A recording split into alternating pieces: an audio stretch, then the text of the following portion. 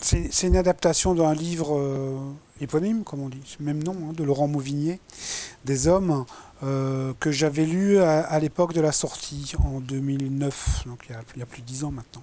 Et voilà, et tout de suite je m'étais intéressé parce que le livre était très fort, d'une part parce qu'il raconte l'émotion qu'il provoque, mais il avait surtout cet aspect très singulier par rapport à tout ce qui s'est fait, en tout cas dans le cinéma, et je pense aussi en littérature, mais surtout dans le cinéma, par rapport à tout ce qui s'était fait, c'est-à-dire que c'était un film non directement partisan, je dirais. C'est-à-dire que c'était plus un film sur les exactions de l'armée française en Algérie, c'est pas non plus un film sur les bienfaits de la colonisation et tout. Voilà, le livre ne se posait plus ces questions-là. Il parlait des appelés, des gens qu'on a envoyés là-bas faire la guerre. Ils avaient 20 ans, ils partaient, ils quittaient la France, ils connaissaient rien du monde. C'était une France très rurale encore à l'époque. Donc la jeunesse n'avait pas le même regard sur le monde, sur les choses. Il n'y avait pas évidemment Internet, pas de téléphone portable, pas de téléphone du tout dans les campagnes. Et donc c'est des gars qui partaient, qui avaient le certificat d'études. Certains avaient le bac, mais pas beaucoup. Et donc ils découvraient tout à coup à la fois la beauté du monde et les horreurs de la guerre, quoi. Et donc ils sont revenus d'une guerre qui n'était pas une guerre, parce qu'il n'y a pas eu de déclaration de guerre. Ils étaient censés partir faire leur service militaire. Et voilà, et quand ils sont revenus, ils revenaient du service militaire, officiellement. Il n'y avait pas de guerre, ils n'étaient pas considérés comme des anciens combattants, et quelque part, on leur a dénié le droit de parler. 14, 40, il y a une mobilisation générale. La nation entière se lève contre l'ennemi. C'est vraiment la mobilisation générale pour tout le monde. Les femmes à l'arrière vont reprendre la place des hommes dans les usines. Les hommes partent tous au front entre 20 et 45, 50 ans. C'est tout le monde qui va. 39, c'est un peu pareil. L'ennemi est à nos frontières. C'est presque les armées de l'an 2. Enfin, on se dresse et on y va. Là, non. Tous les 2 mois, il y a une classe qui part. Et puis on dit non, c'est pas la guerre, c'est le service militaire. Et tous les 2 mois, il y a une classe qui revient. Après, il y a un deuxième point particulier, c'est que c'est une guerre honteuse. C'est une guerre perdue, et c'est une guerre extrêmement complexe. Et la guerre d'Algérie, c'est Benjamin Stora qui dit ça. Il dit, voilà, la guerre d'Algérie, c'est 3 guerres. Il y a une guerre d'indépendance entre les Algériens et la France. Et il y a une deuxième guerre qui est une guerre civile entre Algériens, entre le FLN et le MNA, qui elle-même va faire des milliers de morts et des massacres. Enfin, c'est une guerre extrêmement violente et brutale, y compris en métropole. Et puis il y a une troisième guerre qui est une guerre civile franco-française. On a quand même l'OAS qui va faire aussi des milliers de morts.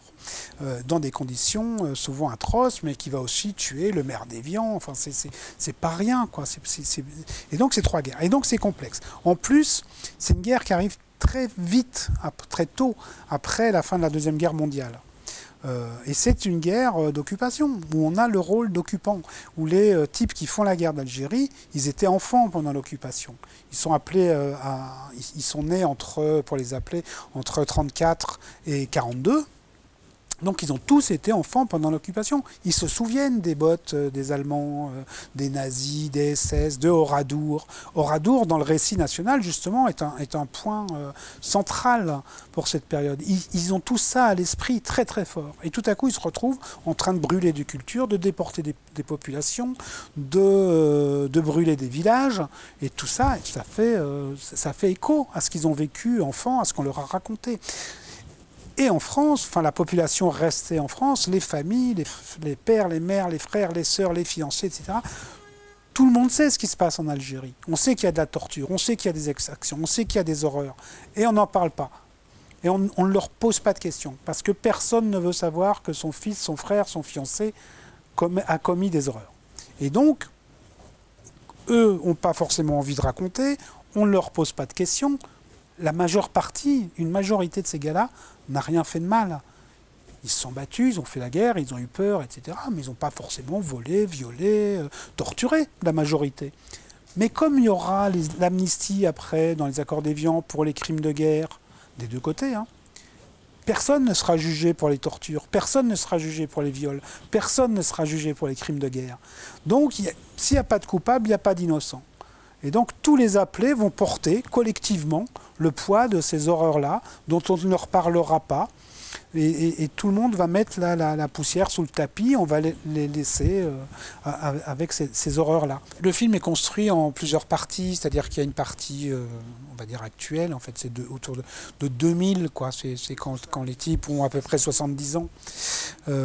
Ouais, ils avaient 20 ans en 40, en 60, ouais, donc 60, entre 60 et 70, quoi. 63, je crois, 62, 63. Et donc, ils ont, oui, à peu près une soixantaine d'années. Ouais. Et donc, c'est à peu près l'âge qu'a Daroussin, Gérard est un peu plus vieux, peu importe. Et donc le film est construit sur une partie aujourd'hui, et puis des flashbacks à différentes époques. L'essentiel des flashbacks se passant en Algérie pendant la guerre. Donc il y a à la fois des souvenirs de paix, je dirais, la musique, les bars, la rencontre avec les filles, les moments de repos, de permission, et puis la partie vraiment guerre. Moi je me suis appuyé sur le livre de Monvigné d'abord. Lui avait fait le travail historique, etc. Et donc tout est vrai, mais c'est comme, je pense, dans le film de Vautier, c'est-à-dire que tout ce qui est raconté, c'est pas passé forcément au même endroit et avec les mêmes mecs et tout ça. Mais en gros, tout est vrai. Là, moi, ça a été un grand choc quand j'ai lu le livre de Raphaël Branche, qu'elle a écrit ces dernières années, hein, enfin, qui vient de sortir, en me rendant compte à quel point le livre de Laurent, qui n'est pas un historien, lui qui est un romancier, mais qui s'inspire un peu d'une histoire familiale, mais à quel point son livre et de là mon film, après moi j'ai travaillé aussi un peu pour que ça ait l'air vrai, à quel point on est proche de la réalité, c'est très très troublant.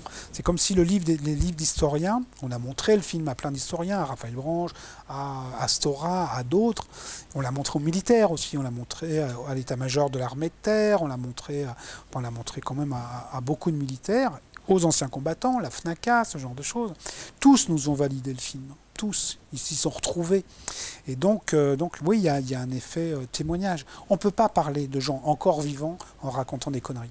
C'est-à-dire que si on raconte n'importe quoi, on passe à côté d'une des fonctions du film, qui est quand même d'amener un sujet de discussion, de permettre aux petits-enfants d'interroger leur grand-père, ou au grand-père en question de peut-être s'apaiser, ou qu'on parle des anciens combattants en racontant autre chose que des âneries, quoi. C'est-à-dire qu'on n'est plus dans un conflit ouvert sur le bien fondé de la colonisation, le bien fondé de la guerre. On n'en est plus là. Ou même, on n'en est plus à se poser la question sur l'attitude de l'armée française, etc. C'est passé.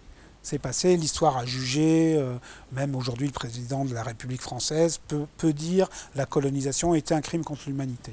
Donc ça, on n'a pas à revenir là-dessus, je pense que c'est rentré dans les esprits, à part pour certains malades, je dirais. Donc la politique est ailleurs, elle est justement dans la façon de regarder cette guerre différemment, en corrigeant les discours qu'il y a eu depuis. Il y a eu un discours épouvantable, quand même, pendant 40 ans, sur les pieds noirs. Les pieds noirs ont été extrêmement mal reçus, extrêmement mal considérés.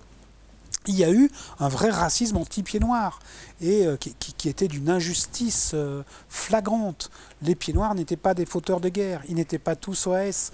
La plupart étaient des pauvres gens, enfin, qui sont nés là, qui travaillaient là, et qui ont été chassés en quelques mois. Et la gauche a eu une attitude coupable par rapport aux rapatriés. Ça, il faut corriger ça. Et ça, c'est un point de vue politique. Y compris sur les harkis, même chose. Là, c'est encore pire. Et sur les anciens combattants. On a regardé les anciens combattants d'Algérie, les appelés, comme si c'était tous des violeurs, des criminels, des racistes, des tortionnaires. Non, la plupart étaient rien de tout ça. Et ont eu à porter la faute des autres et des politiques en premier lieu. Et donc tout ça, je pense que c'est une attitude politique. C'est une façon de dire maintenant, remettons les choses à plat pour pouvoir parler aux enfants des deux côtés, y compris aux enfants d'origine algérienne, mais nés en France, de parents nés en France aussi, et à qui d'autres, parce qu'il y a des gens qui continuent à instrumentaliser cette guerre des deux côtés. On a des gens proche du Front National ou du Rassemblement National aujourd'hui, puisque le Front National est né de cette guerre-là quand même un peu. Hein. Et donc ça continue, on continue à instrumentaliser cette guerre des deux côtés pour monter les gens contre les autres. Donc il est grand temps de parler de tout ça calmement, en termes historiques, scientifiques, et de calmer le jeu. Et dire que les victimes, enfin les coupables, il faut désigner les coupables et dédouaner les victimes. Et en ce sens, c'est un film politique, oui. Je fais pas des films pour faire de la politique, sinon je ferais de la politique. Je fais d'abord du cinéma parce que j'aime ça, j'aime aller au cinéma, j'aime voir des choses. En même temps, on ne peut pas faire que du cinéma de divertissement. Donc moi, je préfère faire des films qui m'importent, qui me posent des questions, etc. Mais quand on fabrique le film, quand on a envie de le faire, quand on l'écrit, etc., c'est d'abord le plaisir de faire des films, bien sûr. Et j'espère que le plaisir, pour le spectateur, c'est d'abord un plaisir de spectateur, parce que c'est un film formellement singulier aussi, avec des voix off, avec des flashbacks. Il y a du cinéma, comme on dit. Enfin, il y a de la mise en scène, quoi. C'est un film avec de la mise en scène, du jeu d'acteurs. C'est assez romanesque, quand même.